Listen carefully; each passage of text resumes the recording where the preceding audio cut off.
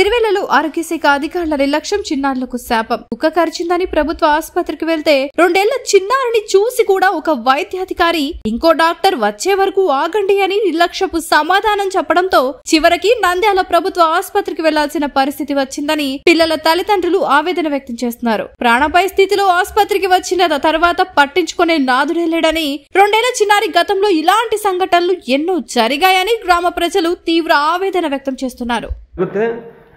Madam ఇంకొక nurse వస్తుంది, వచ్చేంత వరకు వెయిట్ చేయమని చెప్పినారు.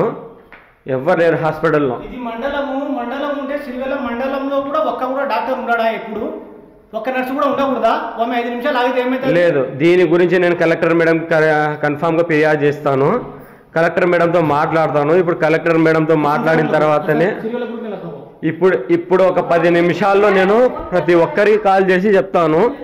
ఇది సిరివెల్ల గవర్నమెంట్ హాస్పిటల్లో ఇంత దారుణంగా ఇది చేస్తారా? నా కళ్ళ ముందరనే మేడం ఆటో ఎక్కితే నేను ఆటోలో నుంచి దగ్గర పోయి నేను మేడం బాబు కుక్క కరిచింది అని చెప్తే ఇంకొక మేడం వస్తుంది ఆ డ్యూటీకి అని చెప్పింది. ఒక్కరు లేరు స్టాఫ్, ఒక్కరు లేరు ఏ రూమ్లో కూడా. చూడండి